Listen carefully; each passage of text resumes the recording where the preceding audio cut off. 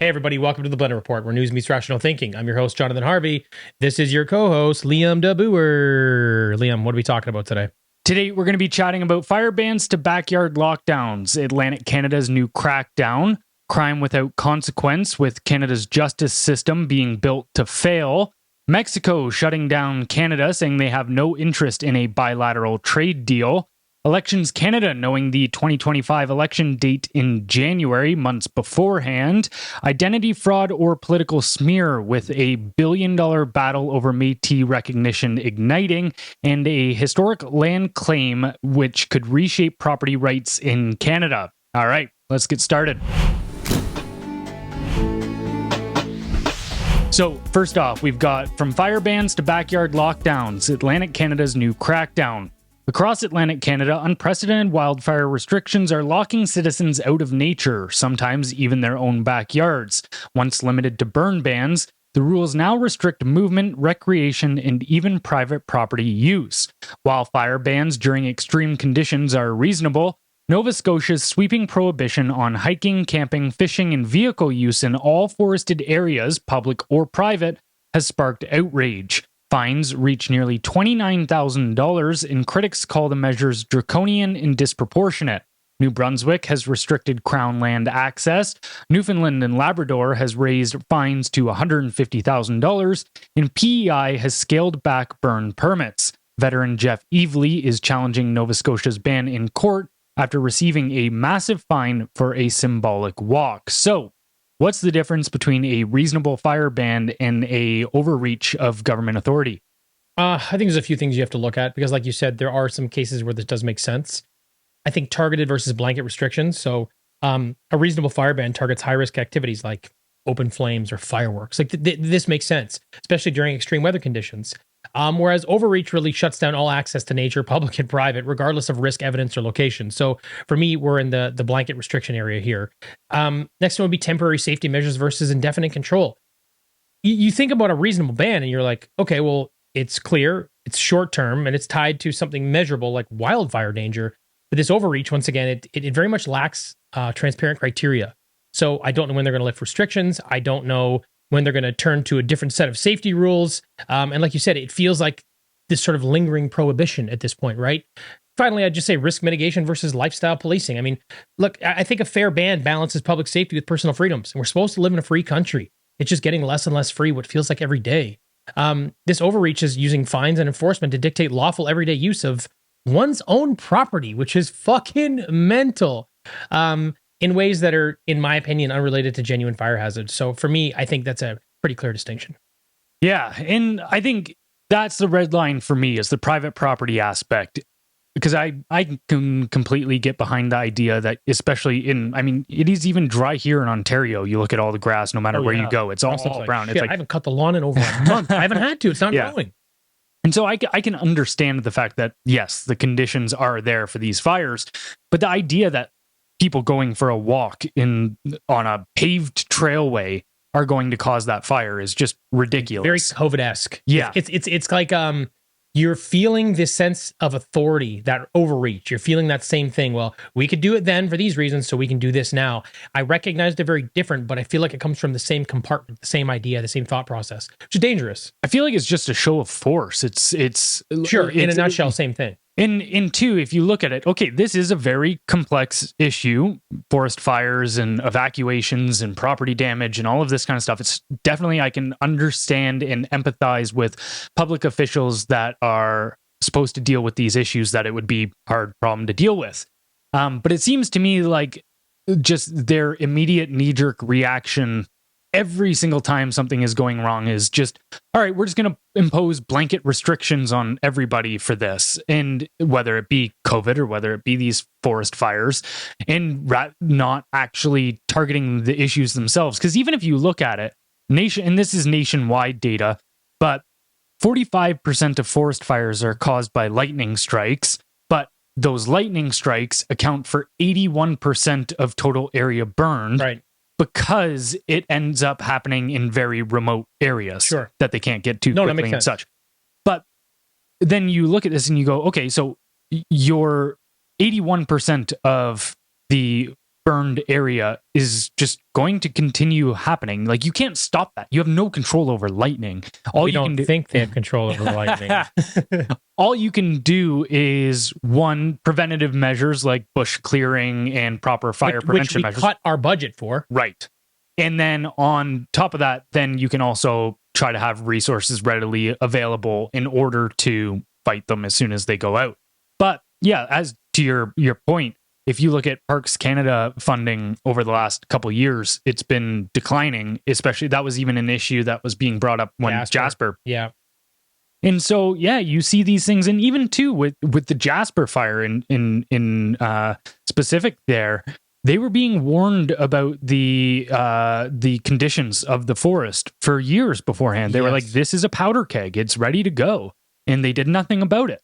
But then let it happen, and you can just have the climate change propaganda and justify emergency measures and giving yourself more power. And, well, actually, that's what I was going to get to right now, because I was thinking about one of two angles to take in this next part of my conversation, which is like, do you steelman their argument and say, well, they're just looking out for everybody's safety because they're politicians, and if anybody dies on their watch, they're in trouble? That's the steelman side I think you could use for the COVID argument, which I don't agree with, but I could see it. I don't see that here. So it makes me think this. I was talking to Meg the other day. We were just walking the dog and the baby, and we were just kind of like, hey, you haven't heard a lot of talk about climate change and wildfires this year, but wildfires are still happening.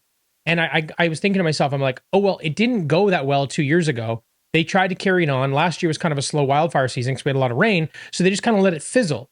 And then it's funny that now, not funny, haha, but funny just how things work out, that now they're back on top of this. So now they're going, well, all these wildfires, now they're touting the climate change narrative again. And then you think to yourself, if they invoke emergency measures, which essentially is what this is in a sense, right? Mm-hmm. This is an emergency measure. Now what can you do with the climate change narrative? You can throw it back on a pedestal. It was so bad, we had to declare an emergency and stop everybody from going on public land and private land. This is just because of climate change. And then they can continue this narrative because I think they were losing their foothold a little bit there. So I don't know. I mean, what are your thoughts on that?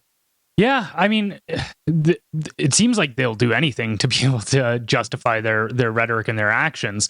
I think there's another aspect that needs to be brought into this conversation about and it actually just backs up exactly what we were just talking about, where, you know, fires have been in decline for decades in Canada, the number of them. Yes. And again, the amount of area burned it was slightly increasing until about 2 or 3 years ago, and then it started dramatically increasing. But yeah, I don't know, like even that, you look at that data and you go, okay, the mass amount of area burned doesn't make any sense to me why that would occur out of nowhere. Unless you cut your parks budget and stopped pulling out the forest and stop cleaning it out and get rid of the deadwood and stopping it from, like you said, being a powder keg. Otherwise, it doesn't make sense that it spread that much, considering we're scaling up every other part of our federal infrastructure. So I'm sure we have more people fighting fires. Well, you can use the same argument for the justice system in a way. And I mean, we'll get into that in a minute. But even too, you look at, okay, what does allowing crime to run rampant do? The average person in Canada looks at that and goes, oh, crime is getting real bad. And then looks at government legislation coming down the pipe of gun bans and buybacks and all this. And they go, you know, the average person goes, you know, thank you. Like, you're doing something. You're trying to cut down on gun crime. But it's like, no, that doesn't solve the issue, but it actually does give you that pretense to grab more power. Exactly. But if you think about it, it's like, well, what happened? Well, the government policy opened the door so they could sell you a solution you didn't need. There you go. Yeah. Take all your guns away. Same thing here. Government policy opened the door. They're not clearing forests. They're allowing these things to spread a lot more. Well, here's the solution. Now, the solution may come in many forms, because I've said this before on the podcast. The climate change narrative is the ultimate liberal narrative. They can run anything through that, and they can convince anybody to pass any piece of legislation if they can run it through that climate change narrative. So just, again, it gives them so much more power. You watch the budget they're going to be able to put together because of this afterwards. Mm-hmm. They're going to have a new green slush fund. It'll be for forest fires. So it's, to me, that's what this looks like more than anything. And the last thing that I want to touch on here too is the fact that, okay, so we're going to restrict the movement of everybody, but they never seem to crack down on the actual, say, in the cases of arsonists, like in any real measure. It was just 3 weeks ago, actually, even CBC wrote an article about a Saskatchewan volunteer firefighter who set 30 fires in a month. And guess what his sentence was? You got canned? He got 18 months of probation and 200 hours of community service. Yeah, so basically he just got canned. That's a slap on the wrist. That's nothing. Because the thing is, that's not like, oh, I made a mistake. Like if you're out 30, the volume of the crime is significant. If you're out with your kids and then you have a campfire and it gets out of control, oh my God, you're doing everything you can. Look, shit happens. I know it happens. But if you are intentionally lighting a bunch of shit on fire and causing this mess, probation, fuck out of here, buddy. Yeah, well, in that shows it's like why let all of these people off with nothing, and then just crack down on everyday Canadians. It doesn't make any logical sense unless that's what you want. Yes, That's why I go back to that same thing. Yeah, like they're leveraging this for X. I don't know what X is other than maintaining their climate narrative because it's such a large lever they can pull. I'd be willing to bet that they've used that lever to not only win elections at the federal level, I would say at the provincial level, I would even say municipal politics. I would say they've probably washed over $100 billion through that narrative. So keep it alive. It's worth so much to you, right? It's like the abortion one to the Dems down in the States. Like there's so much value in that. So they didn't codify it. It's like same shit. All right, moving on to our next story. We've got crime without consequence. Canada's justice system was built to fail. Canada's crime debate is full of tough talk, but short on reality. Provincial premiers call for scrapping bail for certain crimes, enacting 3 strikes laws, and ending catch and release. Yet the system is structurally incapable of enforcing such measures. Despite crime levels comparable to the US, UK, and Australia, Canada incarcerates far fewer people with just 50 true penitentiaries nationwide. Chronic underinvestment has left prisons overcrowded. Ontario is even housing inmates in broom closets. Ottawa blames provinces for weak enforcement, while provinces blame Ottawa for lax laws. Both are right and both are wrong, and neither funds the infrastructure required to make laws work.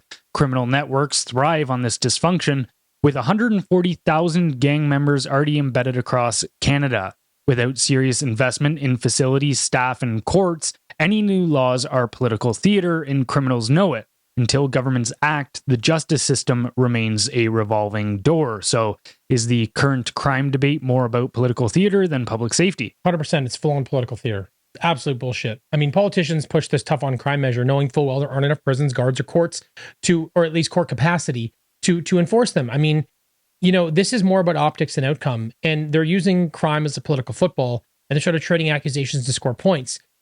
What's happening here is this. The federal government has created a lax set of laws, very, very relaxed, and no real punishment for the crime. So unless you commit a crime and I'm sure there are some exceptions, but primarily, if you commit a crime and it's more than 2 years in jail, you go to a federal prison.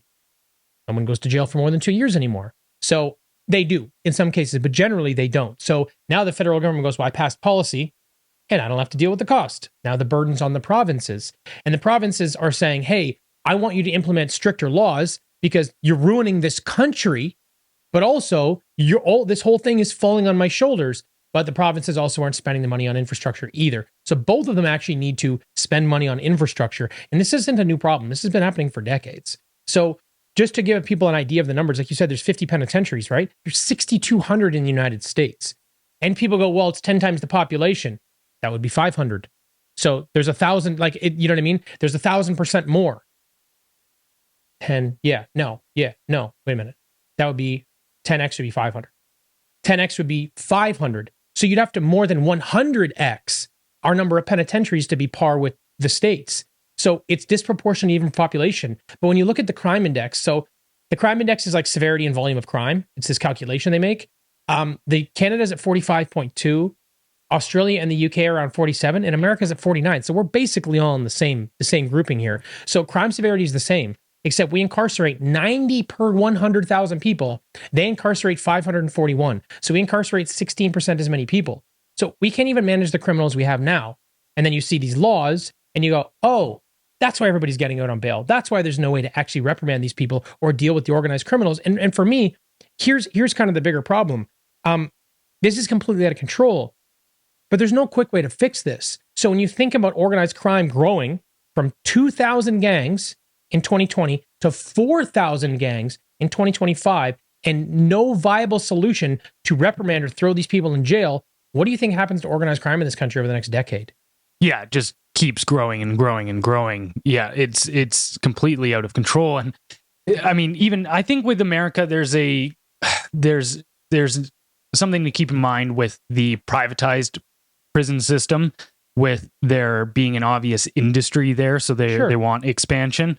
And then also too, there is some very real parallels to the prisoners being essentially slaves. And you see even out in California, the prisoners are a vast proportion of the people that end up fighting fires, and they get paid like $2 a day, right? And so it's like they kind of end up becoming a workforce in that sense. So there is a financial incentive for the prison system to be so large there, which I do kind of find gross.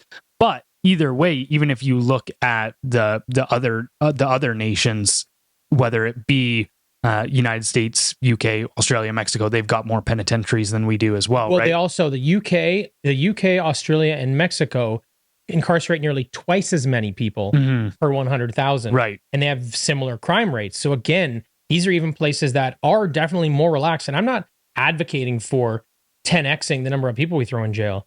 I'm advocating for increasing penalties and, unfortunately, probably doubling the number of people that we're throwing in jail so we can clean this place up and push us back onto the right track. Because, you can look at this and you can say, well, we're compassionate, we're this, we're that. But I have to point to the organized crime. I have to go, in the last, I think it was 2015, there was like several hundred organized criminal groups.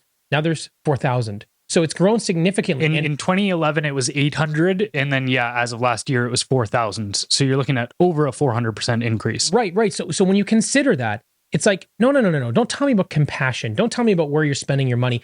Federal budgets doubled in the last 10 years. Fuck right off with that. You know what I mean? So don't give me any nonsense excuses. That's not going to work, because organized crime has increased 4,000, more than 400% rather. So when that happens, this is a direct result of a bad justice system and no punishments for crimes. So enough with it. You see the result of your actions. This is it. This country is compromised. These people are entrenched and they are growing quickly. And here's the problem. When it's organized crime, when it's bullshit petty crime, fine. Like, I don't like it, but okay. When it's organized crime, what happens over time when you become entrenched in a nation? You start overtaking the legitimate organizations. Right. Politics, border patrol, you name it. Business. They are now look at China. They're now deeply infiltrated here. So now you can't unplug. Now you're toast. I think it might be too late. Hopefully not, but we need to change something soon. Well, I think too, there's another aspect with the ideology front, because like even their ideas towards criminals in crime in general is like a lot of the left-wing political establishment, which rules Canada. But like, I could understand, okay, if our political class sat there and said, hey guys, right now we have an infrastructure problem. Yes, crime is out of control. We just don't have a lot of places to put them. So here's how we're going to rank order crimes. We're going to make sure that people that commit certain crimes like theft over 5,000 or assault or anything like that's immediate danger to people and businesses, those people end up behind bars. And yes, unfortunately, there's these other crimes that normally should have prison sentences, but aren't as immediate danger, like say white collar crimes or whatever, fraud or this or that. Like, still definitely a very big issue, but in terms of immediate danger, you can go not as much. More house arrest with significant penalties for breach. But we're also going to rapidly scale up our infrastructure. Yes. And then within the next 3 to 5 years, once that infrastructure is starting to be in place and taking off, then we can start putting people in prison for this. I'll do you one better. Start offshoring it. America says it's a business. I'm not kidding. America says it's a business. Cool. We will pay you to take our criminals. No problem. Mm-hmm. That's what you do. They're running it like a business. This is this person's prison term. This is it. You don't dictate the term. We dictate the term. They're now in your prison. We pay you X. Other countries do this all the time.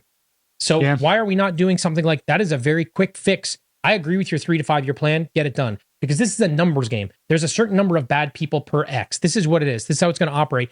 And we apparently, based on the crime severity index, are at par with these other nations. Got it. Super clear. So we know what our capacity needs to be. especially with a growing population. So in the next 3 to 5 years, forget, get off easy. Go down to the States. Send the really bad ones down there. I don't give a shit. But send them down there right now. Bang, problem solved. Easy solution. Yeah.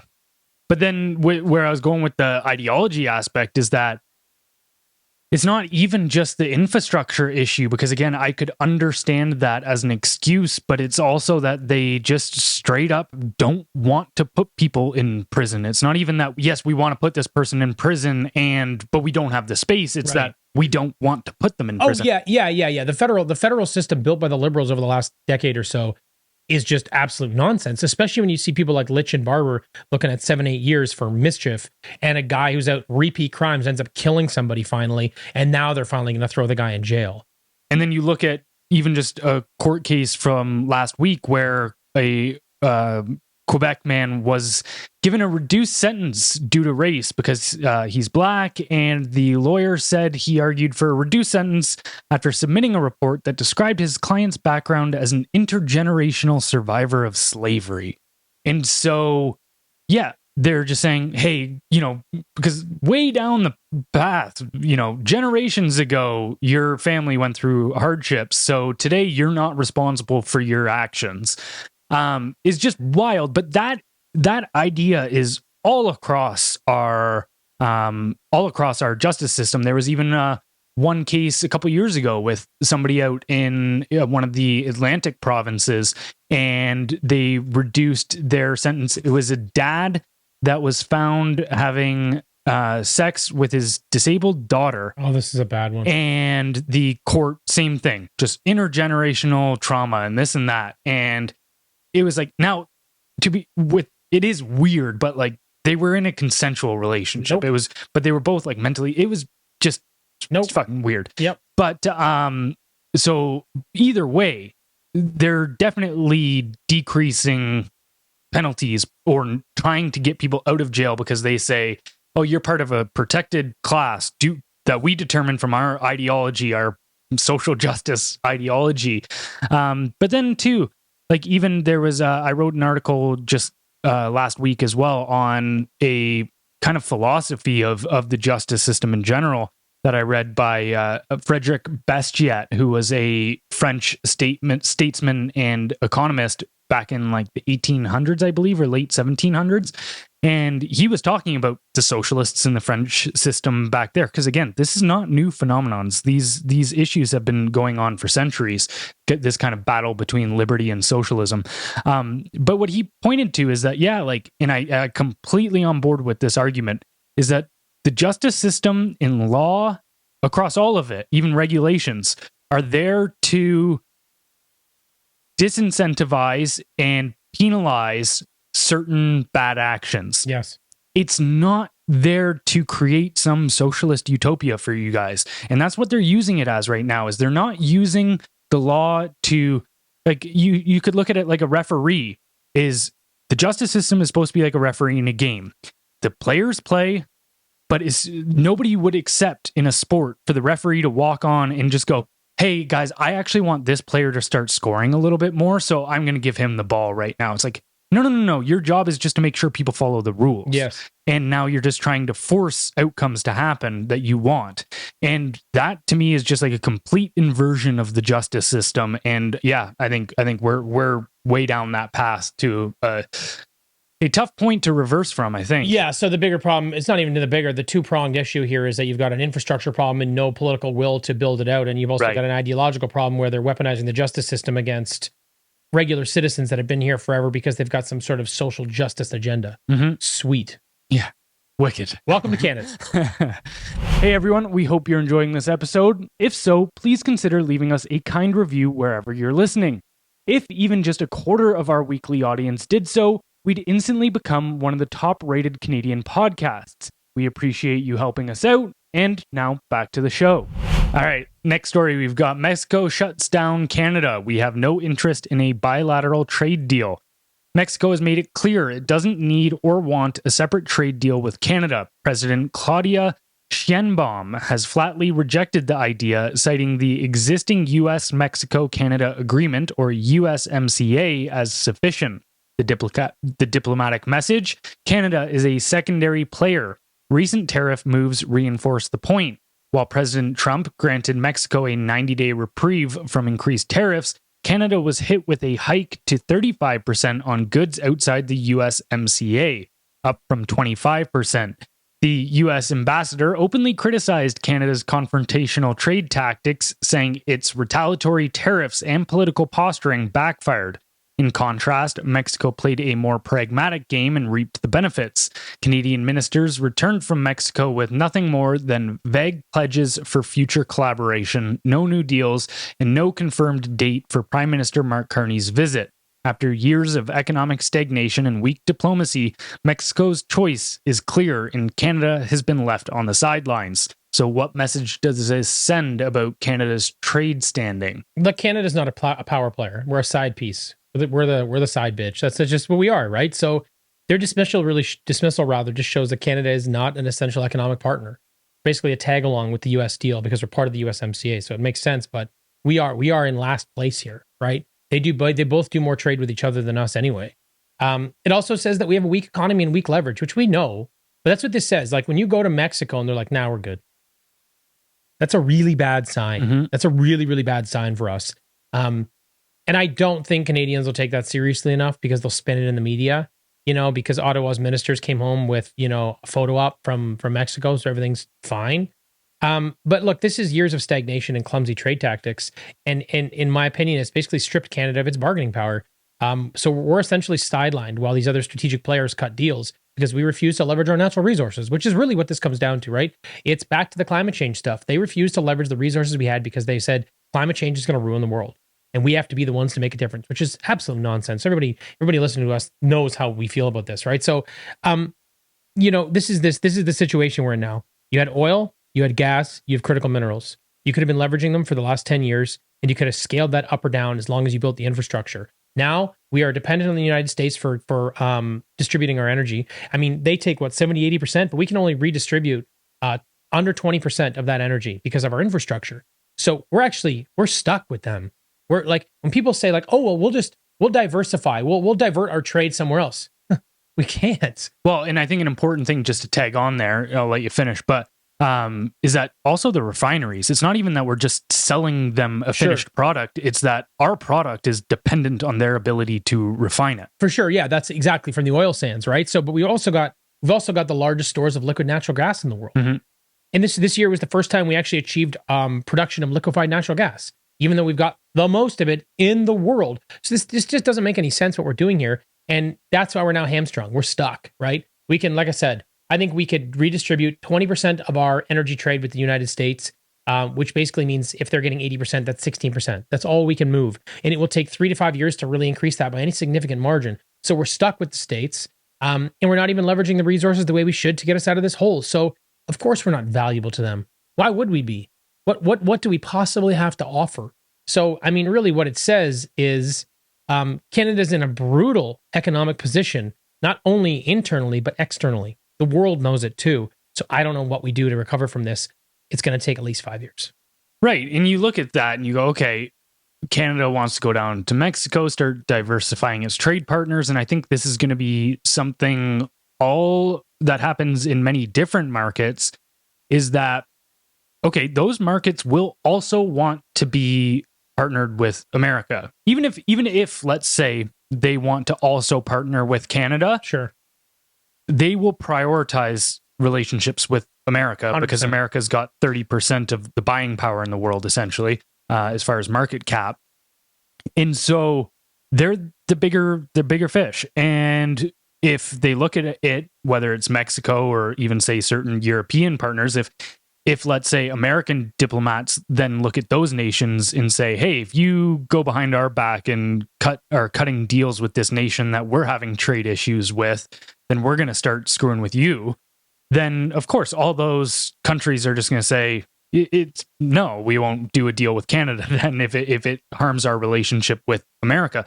So it's not just about Canada and Mexico and Canada trying to find alternatives. It's like America's still going to be factored into all of those decisions. 100%, especially considering we're one of the only two countries that actually enforced retaliatory tariffs. Right. So you put yourself in a bad spot now because now the US can kind of go, yeah, let's make a deal. Also, can't make a deal with them until we do. Mhm. Don't do that. So they go, okay, doke, sounds good. Because like you said, everybody needs America. Trump knows the amount of leverage they have.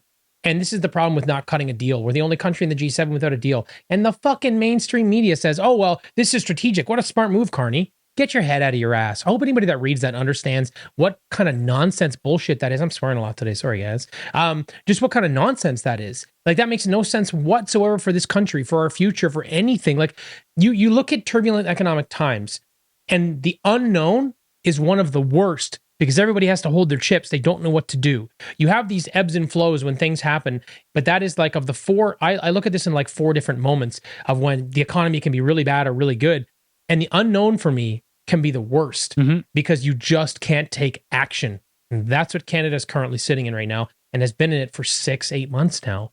So to me, this is, I don't know how we find our way through this, because I'm of the opinion, tell me if you feel otherwise, the more you poke the bear, Trump is the bear, the more you poke the bear, the worse you're going to pay when he gets a hold of you.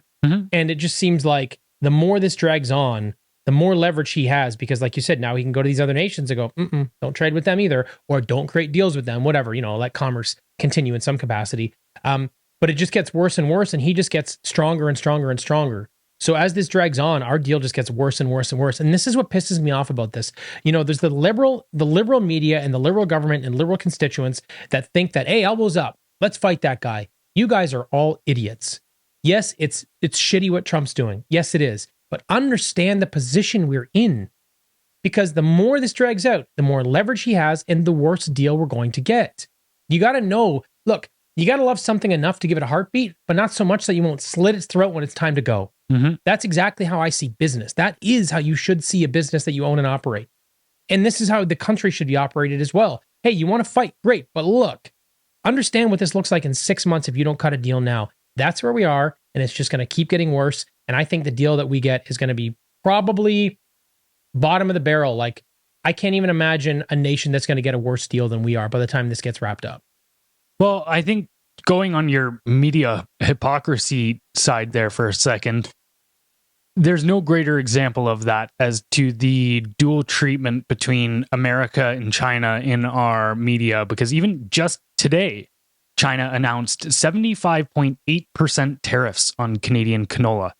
You don't see any of our political class talking about Xi Jinping as, the next Hitler or this or that, or we need to immediately go to trade war with China. No, they still continue to capitulate to China on everything, allow them in access to whatever they want in Canada. Zero pushback whatsoever. Remember, actually, even 2016, Justin Trudeau, said that the success of and this is a verbatim quote, the success of the world is inexorably linked to the success of China. And so our entire political class is completely okay with being pushed around by these people. But then, and again, 75.8% tariffs. And the Chinese market is actually a massive one for Canadian canola. So that will hurt farmers a lot, especially Saskatchewan. But, and you know what? I can actually even see on China's argument from that is they claim that Canada is dumping canola into the Chinese market and hurting its domestic canola oil production.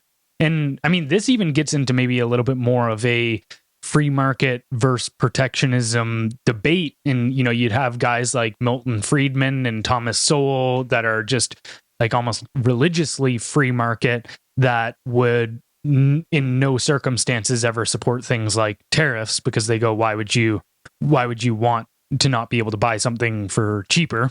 Because that's what they're trying to, when they talk about dumping, is like if a nation, let's say Canada in this instance, is able to produce more and cheaper canola than China, then there's a good chance that China or Canada will wipe out their actual canola industry in China themselves.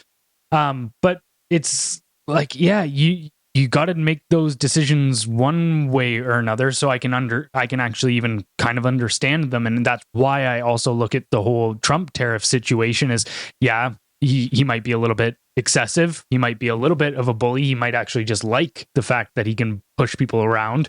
I think that is actually just a part of it. Is It's a personality that he's like, I just like that I can do this to you, and that I can be the big guy in the room. Yep. But yeah, it's on us in the first place that we were in such a weak position on this. And I think when it comes to Canada, our economic future, we're not doing anything that makes me hopeful that we'll have more leverage in the future. So to your point too about how the further down this road we go, the worse it's going to get, I completely agree. We're going to have less leverage a year from now, 2 years from now, 3 years from now. 100%. And the thing is like, you don't know what he's going to continue to jack these tariffs up to, but also we're going to start giving up things. Like I said this on a podcast ages ago. This is about accessing protected industries. Yes, he wants the tariffs, but he wants access to protected industries, or he wants to tariff you enough to make up the difference. So we're talking telecom, broadcasting, banking, supply management in Canada. He wants in on all of them. The longer this drags out, those become, like, you see the supply management conversation.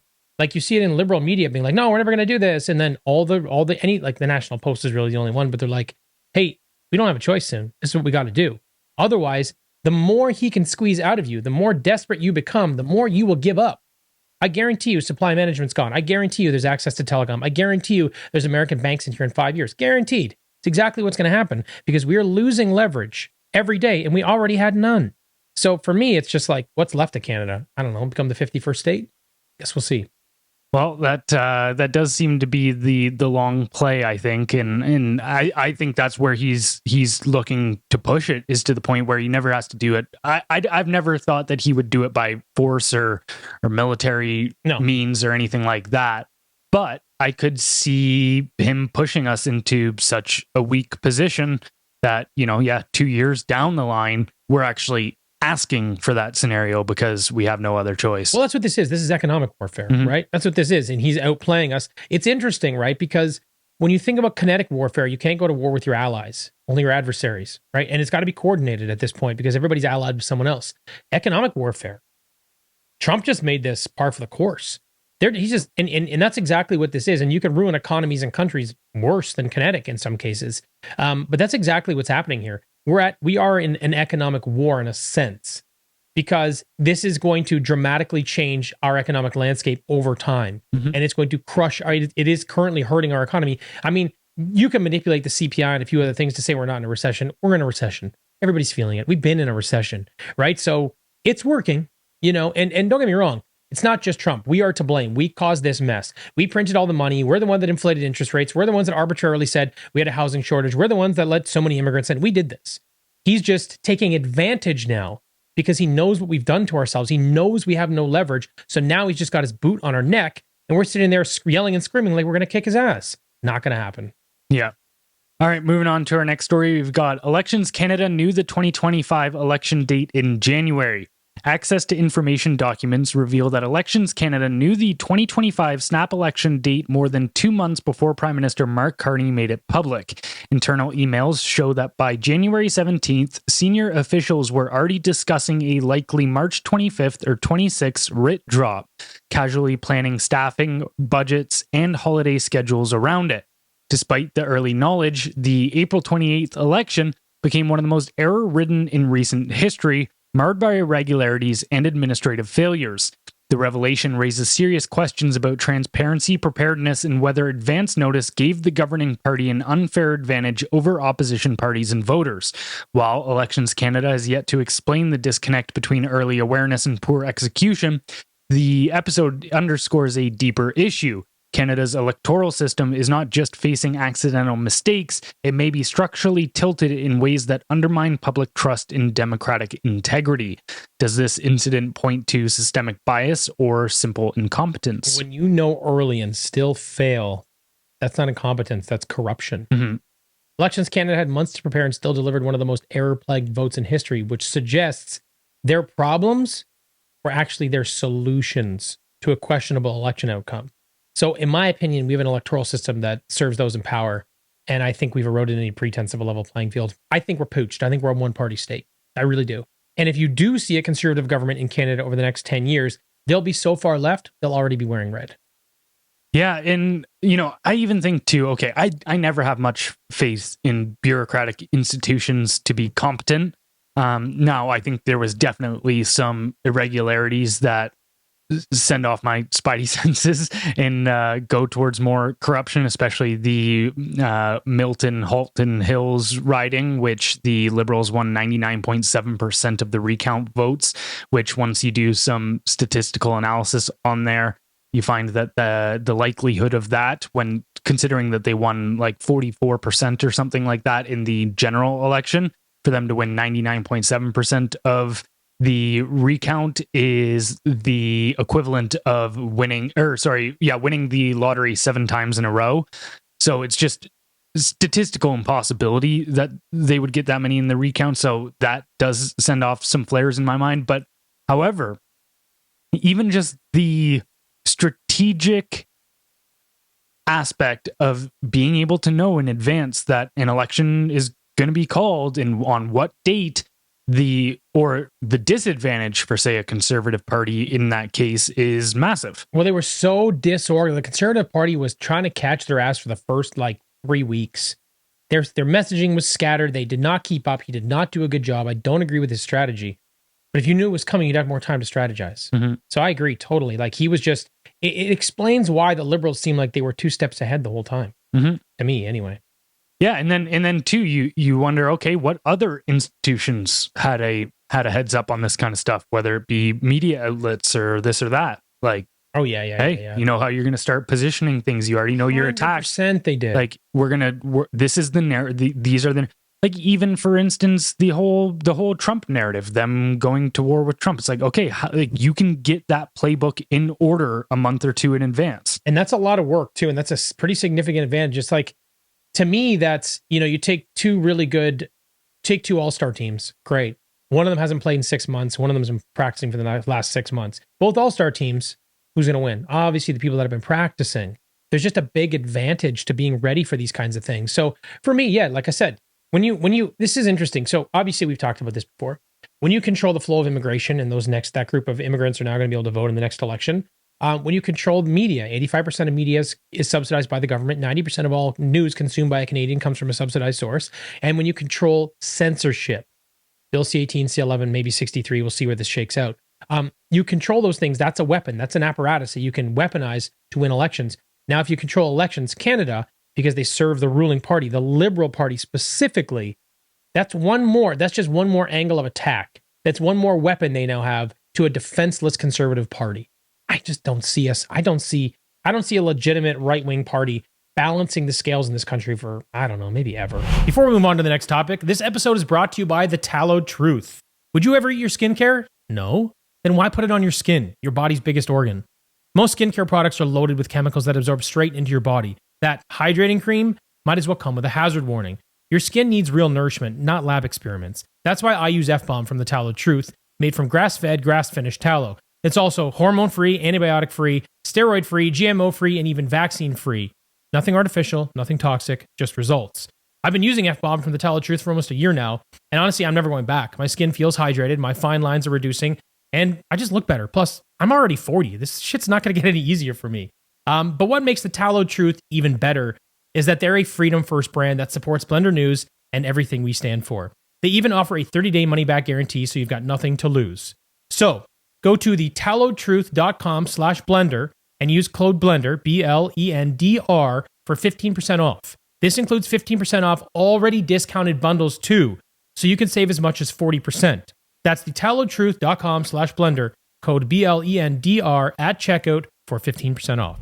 Moving on to our next story, we've got identity fraud or political smear, the billion-dollar battle over Métis recognition. A deepening dispute over Métis identity in Canada has ignited after revelations that the federal departments have given nearly $820 million over 2 decades to the Métis Nation of Ontario, or MNO. The Chiefs of Ontario and Manitoba Métis Federation, or MMF, allege that MNO is falsely claiming Métis identity, diverting resources from recognized right holders. Critics argue that as many as 90% of MNO members lack ancestral ties to the historic Red River homeland, accusing Ottawa of legitimizing communities without credible historical evidence. The Métis National Council has long opposed the MNO's registration of individuals from regions outside the recognized homeland. The MNO rejects these claims as Métis denialism, citing court rulings and expert panels affirming their legitimacy. The stakes go beyond funding, touching on constitutional rights, treaty recognition, and Indigenous unity. So, if these allegations are true, what accountability measures should be taken? I mean, obviously, you have to cut the cash and try to claw back as much as you can. You know, if they funded if they funded a manufactured identity, I think every dollar they can freeze, they should freeze. They should audit these people, and I think where possible, recover the money. That being said, if it's over 2 decades at $40 million a year, that shit's been lit on fire. That's gone. Yeah. I think that there should be criminal charges for fraud, you know, not like a polite review. I think we're getting into the situation where we don't want to step on somebody's toes because of where they sit on the victimology scale. I'm just like, that's bullshit, man. Like, first of all, I don't think we should be putting nearly as many federal funds toward these things to begin with, but that's just my opinion. Cool. I don't care. I'm sure people disagree with that, but I don't. But given what they've done here, this is basically just theft. To stick with the idea of the program, it's theft from genuine rights holders, if that's the case. And obviously, you know, you got to purge the enablers in the government. Let's get rid of more government people. Like I'm all for that regardless. I think federal officials who greenlit this without really any credible evidence should be fired. I think they should be banned from public service. I think that there should be some sort of price to pay. I think it should come from both ends, right? Because sure, this started 2 decades ago, but there's been people that have been doing it that are still definitely in government over the last 5, 10. Like, get rid of these people. Make somebody pay the price. Make somebody accountable for this shit. Because the thing is, if you don't, what's going to happen? MNB is going to pop up. They're the next group. They want their money instead. Same thing's going to happen. This is it, man. Well, and that is kind of the funny aspect about it, is now that you're getting these rivals between Indigenous groups, because it's not just that, say, the MMF is looking at the MNO and saying, you're not really Métis and this is wrong and this is bad.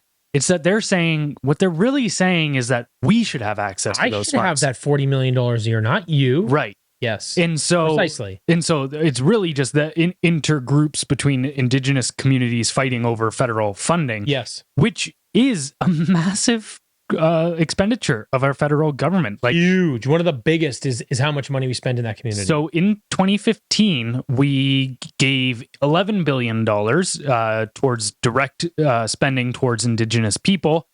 And now in 2025, it is $32 billion. Yes. So almost tripled in a decade. One of the largest federal expenses. And so it's like, if you incentivize something, what do you think happens? People line up and then they start fighting over it. Just stop. Stop the funding. Sorry. Like, I'm sure that there is a need for a certain volume of funding, but I'd be willing to bet that if that money was spent properly on infrastructure and there's already tax breaks and already free education, I'm willing to bet if you spent that money properly, if an entrepreneur got in there and goes, whoa, here's all the problems, I can fix these up.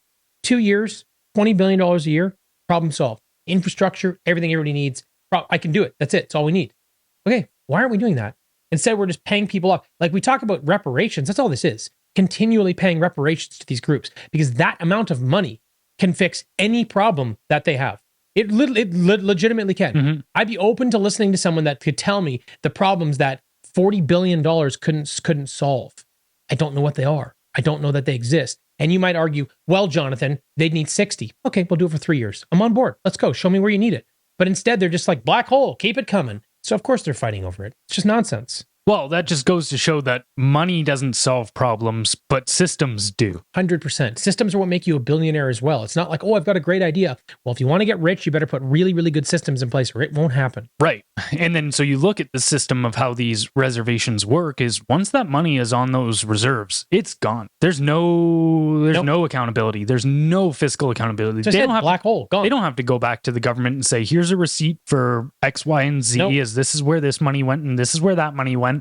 It doesn't make any sense that these groups would be getting millions upon millions upon millions of dollars. Billions. And then you're still getting boil water advisories and stuff. Up 32% this year. Right. Up 32%. Give me a fucking break. Yeah. It just doesn't make any sense. It's just like it's misappropriated reparation funds that should be spent on adequate infrastructure to legitimately solve their problems. What are we talking about here? Well, I think it's one massive money laundering scheme in that 100%. sense. Is that, and this is kind of more speculation, because again, there's zero accounting. There's no evidence that we can even point to when it comes to this. But my gut tells me that you look at these communities and the way that they're set up, right, is like these reserves are communistic in nature as well. It's that you like the bottom line, essentially they're working class indigenous. They don't have property rights. The tribe, the reservation owns the property itself, and then they lease it off of them. And so like, yeah, how can you tell me that you ever are going to get the indigenous population within Canada to become more wealthy when they can't even own property? It's not going to happen. It's literally impossible under that system. But you can toss money into there, and I don't know who's getting kickbacks, but somebody in the political class has got to be getting money from this. Oh, 100%. I look at this as this, you're buying the votes. Yeah. This much money goes out. Like, I think a lot of federal funding, this would be an interesting thing to try to track. I know we couldn't, but how much federal funding is just spent for votes? What percentage of our $500 billion federal budget is allocated specifically for votes? 80%? 70%? I don't know. But pretty much all the money going there is just to buy votes. Right. Because it's not solving any problems. So I guarantee you they're voting in swaths, and it's just like, hey, this is who you're voting for. This is how this works. I'm buying these regions of votes. That's all this comes down to. Makes sense if you want to maintain power. And look, be charitable as you want. I can't find any other solution. Pardon me. I can't find any other reason, rather. Well, even my buddy too, he messaged me about this article. Kind of, he actually sent me down a path that I'm going to do some more research on, that I found very interesting as well, about American oil and gas companies funding the indigenous activists that were terrorizing projects within Canada.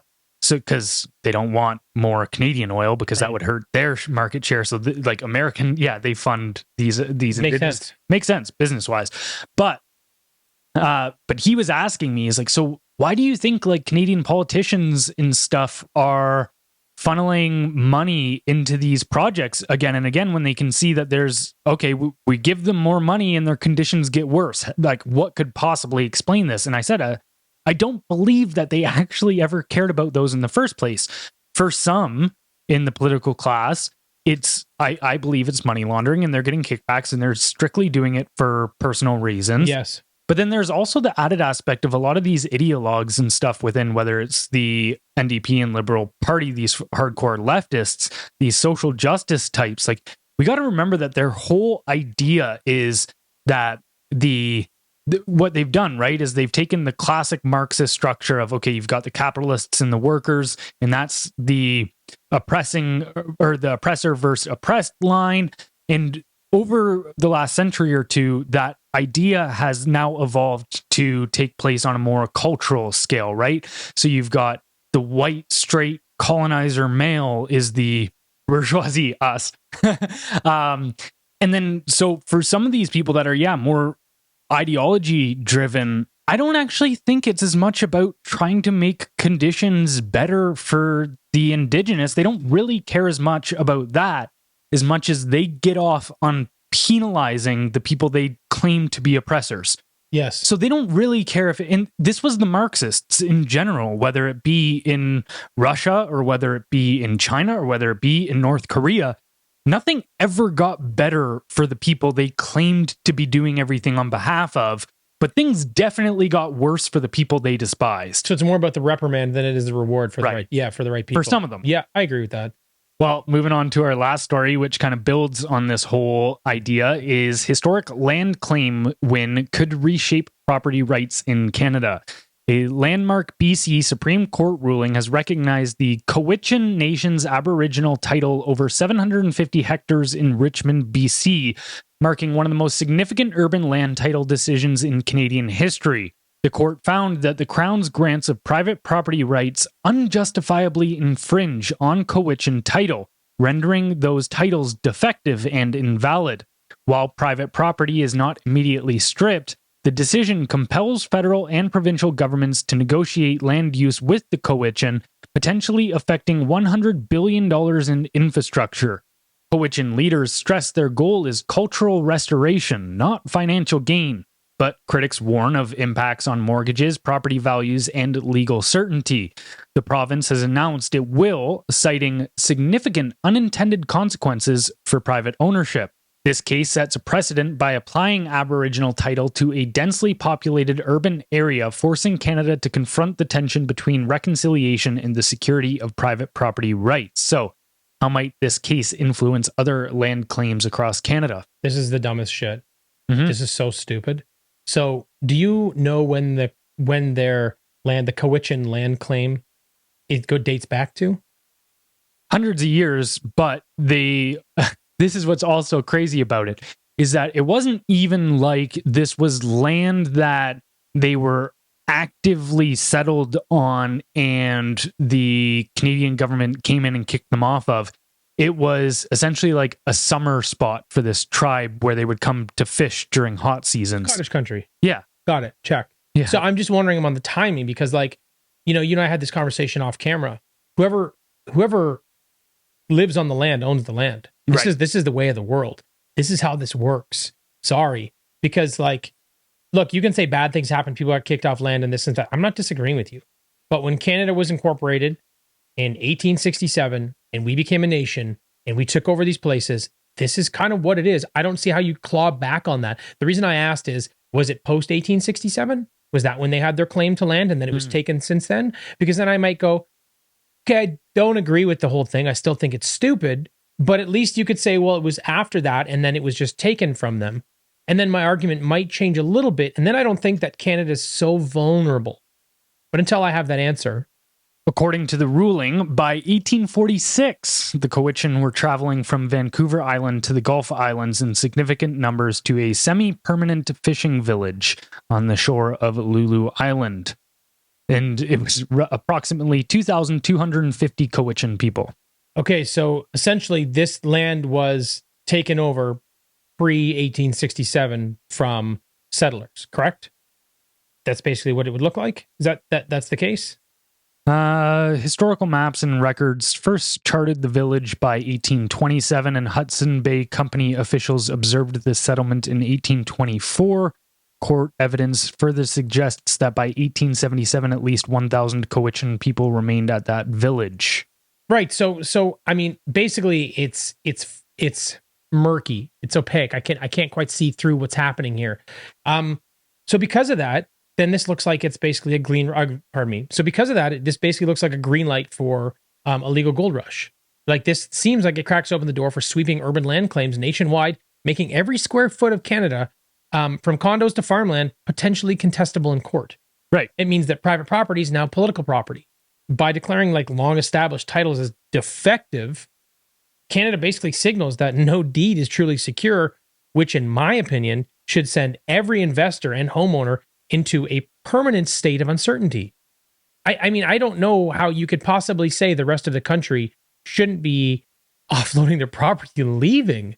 Well, and this goes... Okay, so one thing that I do want to say first is that the court has said that private property won't be infringed on in this matter. But again, if you're giving the rights to these Aboriginal groups to say that we need to negotiate with you on what happens on these lands, then you can't promise that. No, you're basically...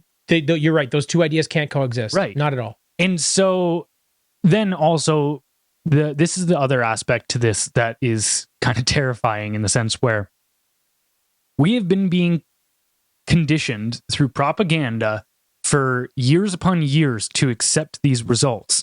These are what land acknowledgements are about. It was the preceding propaganda for these kind of decisions. Now, think about it, right? What they're saying is that this land was never ceded, nor was it part of any treaty with the Indigenous people given to the people of Canada. Okay. Now think about every single land acknowledgement you've heard, whether it's in Nova Scotia, whether it's in Toronto, whether it's in Alberta, whether it's BC. Everywhere. They always say, I would like to acknowledge that we are standing on the unceded territory of so on. Sure. they're setting the stage for the fact that all across Canada, land is unceded. You would, if they're setting a precedent here that if a tribe never ceded that land to you guys, this is now a ruling. Like, actually, even in the case of BC, 95% of BC land is considered unceded territory. Yes, I mean, they're just opening up such a huge can of worms here. But here's my question then. How do you decide which tribe owned the piece of land? Because they were fighting over it for centuries. Right. So potentially millennia. I don't even know how long. So why does one tribe win over the other? What if one tribe says, well, we had all this land and they took it from us, so we want it? Right. The reason I'm saying this is, how far back do you draw the line? Are we not sitting on dinosaur land technically? I know we are. Triceratops lived up in this bitch. I was reading about it the other day. So I'm just like, whose is it? Is it like why do we get to draw arbitrary lines on when this makes sense? And if we're going to draw an arbitrary line, let's draw it when we took it over. Like, sorry, but it is what it is. Like, the country's owned by the people occupying it. What the hell? Well, that is where this stuff gets so crazy. And I don't even think the people doing this are aware of, like you said, the can of worms that they're opening, because there was two different groups. The Musqueam and the Tissawasan First Nations opposed the Cowichan Nation's claim. There we go. They were both, these two other groups were like, no, that shit was ours. Yeah, well, because it's like, you're going to give us $100 billion of infrastructure? I'll take some of that shit. Right. Then you're going to have back to the MNO, MNB, MNA problem. Yeah. God. And MMF. I don't know. There's a lot of. And again, I have to point out the fact that this is very Marxist in nature from our political class, the hardcore leftists that run our government. It's very destabilizing. I think, like, I know we joke about it and whatever, because I don't know what else you can really do. This is very destabilizing. Right. People live in a country where there's you want a firm foundation with which to operate from. That's how you can build a life and have purpose. Really, that's what this. Well, so this is very, very destabilizing when you do things like this, because most people look at property as their best opportunity at wealth, and that has been for generations so far. And we're continuing to do things to destabilize that. You've got inflated housing prices and cost of living. Now generations can't buy homes. And now you've got this bullshit where it's like, and at any given moment, you could be on someone else's land that we decided we're giving back to them, and this is going to cost you X or Y. Or now there's a new property tax. It's the Indigenous property tax that you now have to pay because you're on their land. Well, how much is that? Well, that's going to be 5%, and we're going to reassess it every year. Going, what the fuck? So for me, this just goes in a direction that is terrible for everybody in this country, except potentially for the Indigenous, if they can agree amongst themselves who owns what. I mean, if I were them, I'd just team up together. I'd just create one big tribe and just split the whole damn thing, take the whole country back. Good luck. Well, Jeez. Yeah. I'm a little spicy today. Well, yeah, that's definitely a part of it, is that they are expected to, again, negotiate in good faith, which is such a wide umbrella to cast about how they can use this land. There's only one way to negotiate. Give me money. Right. That's the only negotiation. Yeah. Let's be realistic, right? Either get the hell out of here or give me money. Yeah. And so I'm telling you right now, there is going to be a new Indigenous land tax that you're going to be paying if you're a family living in a place that's been unceded that the court now decides should be going back to this tribe. Guaranteed. Well, and your point about them destabilizing the concept of property within Canada, again, that is a very Marxist idea, is that they don't believe that people should be able to own property. They view private property itself as theft. So this is their way of getting rid of the ills of theft, which is property. And so we're going to give it back to the communal ownership and all this, right? And so actually Marx was also influenced by a guy going back to the French philosopher Jean-Jacques Rousseau. You know. And Rousseau sucks. Not a big fan. This guy sucks. His whole idea is, he wrote an essay, actually, somewhere over on that shelf. He wrote an essay called "The Origins of Inequality."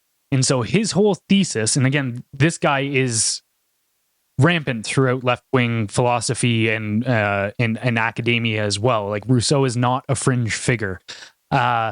His whole idea was that inequality is a byproduct of civilization. So civilization itself is what causes inequality. And this is where you get this whole idea of noble savages, is that was kind of his idea, is that, well, before everybody tried to civilize the world and build these societies, it was just tribes and nomadic people living in perfect harmony with nature and peace and all this kind of stuff. And so, yeah, it's just a complete fiction these people live in. It's a delusional idea. Well, it's also an idea they can have because it's basically a luxury illusion. Illusion, rather. Think about the buzzword that we've heard so many times, right? Equity. Yes. The idea that equal outcomes. There shouldn't be no such thing as inequality. And then you go back into the philosophers that are guiding these people's philosophies and you go, well, where does inequality stem from? And they go, private property and ownership and society. And they go, well, okay, we got to do away with all of that stuff then. And actually, there's a concerning aspect that there's no mention of property rights in the Canadian Constitution. Yeah, I think Canada's in a little bit of trouble, my friend. Yeah, you need a cultural tide shift is what 100%, you need. 100%, but I don't think you're going to get it because they're changing the culture every day through dramatic immigration and through all these other policies and all these other rules, by owning the media, by pushing all this left-wing nonsense, by leading with ideology over logic. I think we're going literally the opposite direction of a cultural shift. So I don't see how it happens at scale. Well, in the scary part there is, and this goes back to Bestiat, the legal philosopher that I was talking about earlier, is that he was saying as soon as the law starts trying to force outcomes, as soon as that becomes the goal of the law, all you're going to get is a bunch of different warring factions trying to have power over that law so that they can get the outcome they want. And so you just turn it into a battlefield. That's exactly what you're going to see. Yay. That was actually kind of a fun podcast, even though it's negative as usual. Yeah. Like, I mean, even, you know what? Even somebody commented, and I responded to a rare comment today because it's tough to keep up with. And I try not to look at them because it can start. Grammar error when the guy called "you're an idiot"? No, yeah, that's a side note. Somebody else private messaged me said "you're an idiot," and it was YOUR. So I just said back apostrophe RE. You were, but no, this was on somebody that said, "Do you ever have good news?" And I was like, "Look, my primary goal right now." Yeah, my friend Jonathan's son just turned 1. Things are great. He's walking around. Yeah, things in my personal life are like great. I mean, day to day, I'm coasting. Yeah. But when you look at society wide, it's like there's no metric you can look at in Canada and say that one's on the way up. No, Blendr's all about doomsday, folks. Okay, but no, we just wrap it in a smile and some jokes. No, I don't even look at it as doomsday as much as it's trying to give people the information as to where the boot is going to land so they can get the way out of the way of it. Yeah. It's I don't, or hey, fucking stick a spear up there so when they try to stomp on you, it hurts. But even that, like, you look at this, it's like, okay, giving people this information about them trying to infringe on property rights. Maybe think about selling your property or where you're going to buy property. If you were thinking about moving to Richmond last week and now you don't know whether a year from now there's just going to be some Aboriginal group that has control over your property that you have to negotiate with, then yeah, maybe pick somewhere else. Maybe look at the 5% of land in Canada or in BC that's not unceded. Probably and Crown land. Yeah. Yeah. Boy. Yes, you just need all of the information so you can make the informed decision. Right. That's really what it comes down to. As long as it's not in Canada, you'll be fine. All right. Anything else? That is everything. Before we get out of here, don't forget to head over to our Substack where you can sign up for our newsletter that goes out 5 days a week for completely free. And you can also find all the sources to the topics that we discuss throughout the podcast. And thank you for listening, and we'll catch you next time. Bye, everybody.